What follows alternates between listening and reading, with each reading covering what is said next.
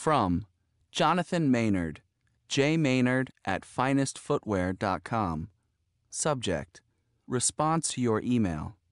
2. Silva@madeinbrazil.com.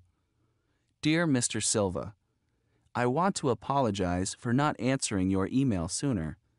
I've been on the road for the last few days, and I got back only yesterday.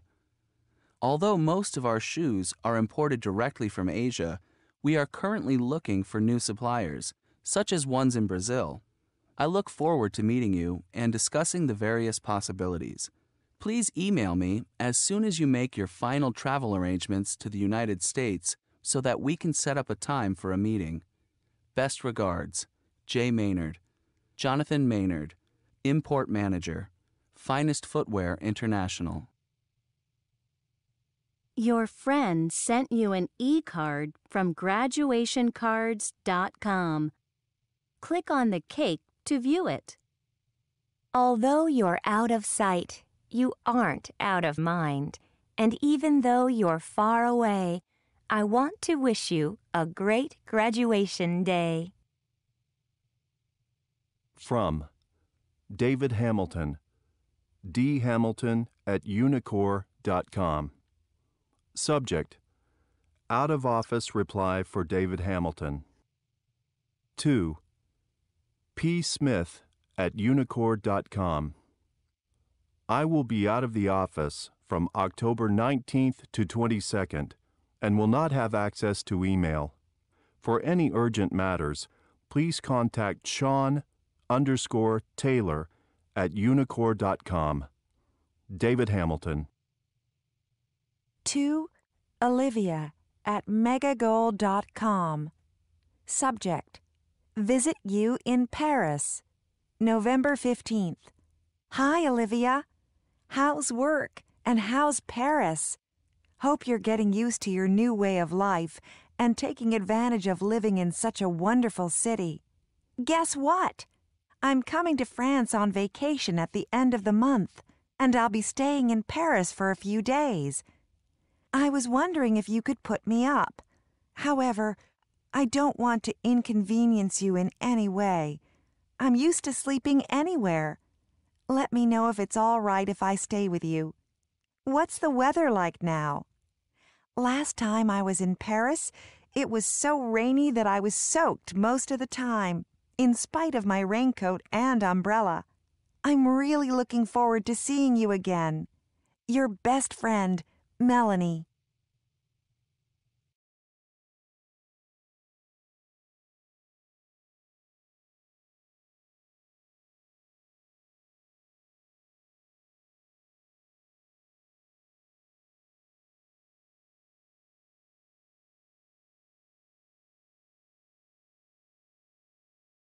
I want to apologize for not coming to your graduation ceremony. Don't worry. That's quite all right. Congratulations. I wish you lots of success. Thanks a lot. I'm looking forward to the new job.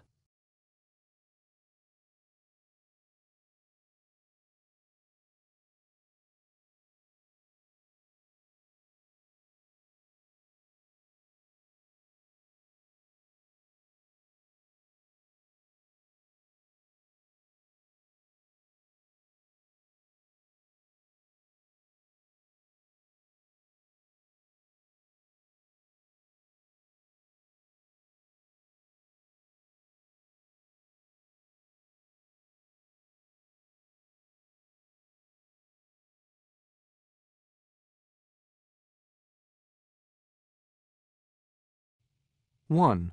Message on a voicemail system. This is Michael Johnson. I'm calling on behalf of Mr. Kramer. I'm his assistant. Mr. Kramer is sorry, but he's not able to see you at the arranged time on Thursday. He asks if you could meet at the same time on Monday instead. Mr. Osman, would you call me at your earliest convenience so that we can confirm the new day for the meeting? My number is 972-555-9797. That's 972-555-9797. 2. Sabah's answer to Nawal's email on answering machine. Nawal, it's Sabah. It was great to hear from you. I've been so busy these few months that I'm losing touch with most of my friends. I'm glad to hear that you're thinking of visiting New York. I guess you will be staying with your aunt. Please give her my regards when you see her and tell her I still remember that wonderful meal that she cooked for us during your last visit. By the way, a wonderful exhibition is on at the museum, and your favorite gallery has a new show on with very interesting work. But they are both very popular, so we need to make sure we get there in time to beat the crowds. Email me and let me know your plans, or you can call me. My new number is 212-555-0999. I'm looking forward to seeing you soon. 3. Omar about an invitation to a friend's house. Hello? Hi, Ted. This is Omar. Is your brother in? Sorry, Omar. Ron isn't home right now. He'll probably be back in a little while. Can you give him a message, please? I was really looking forward to coming over, but I'm afraid I won't be able to make it. We have some relatives from Qatar who are arriving tonight, and my parents asked me to keep my cousin company. Why don't you bring your cousin along? I'm sure Ron won't mind. That's really nice of you, Ted. I'll have to talk to my cousin first. I'll call you back to let you know. And maybe Ron will be home then. I just want to check if he needs my game console. I'd be happy to bring it over for him. 4. Raymond is giving an excuse for not doing homework. Mr. Jenkins, please excuse me for not handing in my history project today. I was so sick that I spent all day Saturday and Sunday in bed. Although I wasn't feeling well, I tried to finish the project. The trouble was, as soon as I sat at the computer, my head started to spin, so I went back to bed. Is it okay if I hand in the project in a couple of days?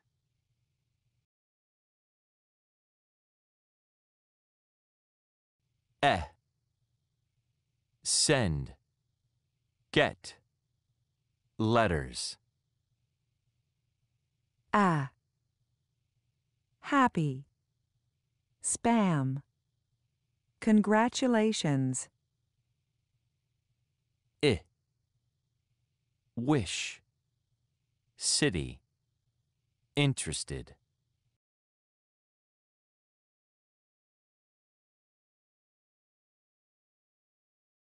Abdullah, thanks for inviting me to your graduation event.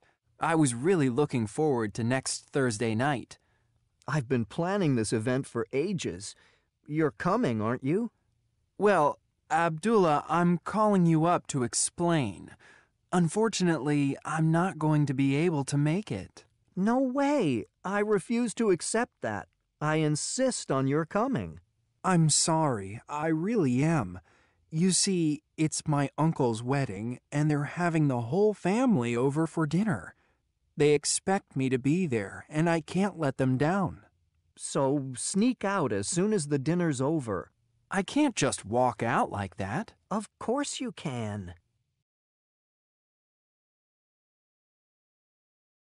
Your ending.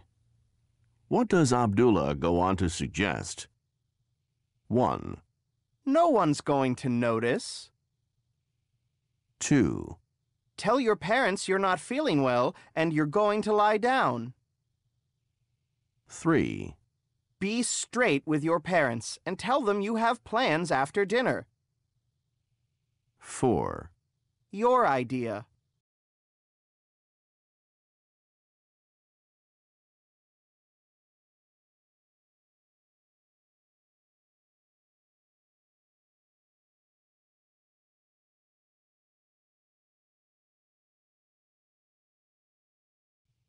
From smoke signals to email, keeping in touch. From the Stone Age to the present, people have shown a desire to send messages to one another over long distances. In ancient times, according to one story, a chain of fires on mountaintops was used to relate the news of the fall of Troy to the people in Greece. In the past, native people in the Americas used smoke from fires to transmit messages. They developed a code in which certain combinations of smoke rising had special meanings. For example, 2 parallel columns of smoke indicated the successful return of a war party.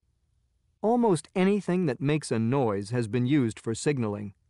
Cyrus, an ancient Persian ruler, established a line of signal towers.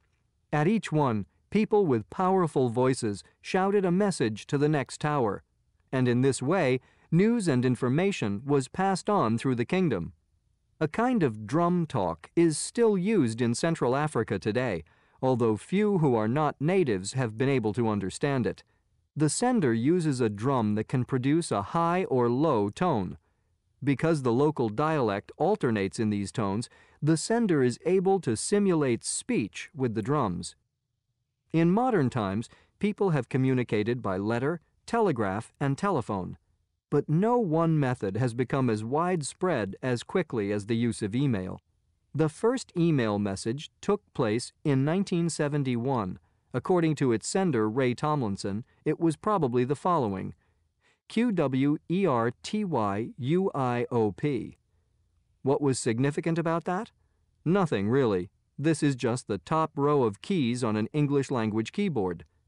Tomlinson was just testing out the system and using a nonsense message. He had no concept that he was going to start a revolution in communication. Tomlinson was one of a group of scientists who were working on developing better computers. The scientists at his site were able to send a message to a mailbox on the computer on their site. Other scientists could view the message in the mailbox. But there were other computers at other sites where scientists were working on the same project. Tomlinson's idea was to figure out a way to deliver messages to mailboxes on those remote computers. He used the @ sign to identify messages that were headed out of the local machine to the more distant ones. That was the start of the emailing system that we still use today. At first, the number of people on email was small, but by the end of the 20th century, there were 263 million email boxes. In the 21st century, that figure has grown to over 2 billion, and the functions of email services in the future will become more and more diversified. And text messaging on cell phones is also increasing, so people can, in effect, be in constant touch with people who are long distances away.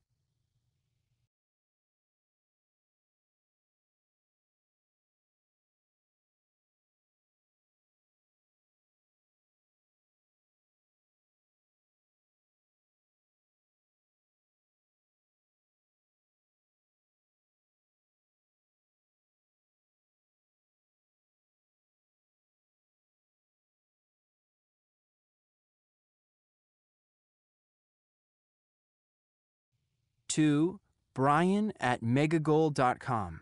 Subject: Back to School. Attachment: JPEG.200. Hi, Brian. How are you doing? Did you have a good summer? How's school? I guess you've just started again, right? Well, that's life. I am attaching a photo of us at the game. How do you like it? We look good, huh? This is our first week back, and everyone is trying to get used to getting up early, spending most of the day at school, then home, homework, etc. But we have some great plans for the weekend. We'll drive to the desert with my cousins and spend the night there. I wish you could come along. It would be so much fun. Guess what? My father promised to let me drive the Jeep in the desert. Isn't that cool? What about you? Any special plans for the weekend? Don't forget, it's your turn next summer. You are going to come to Saudi and stay with us. I'd better not talk about the summer now. Time to get organized and get down to homework. Give my best to your family. Idil. P.S. My teacher complimented me on my English. I told him I had spent 2 months practicing with my friend.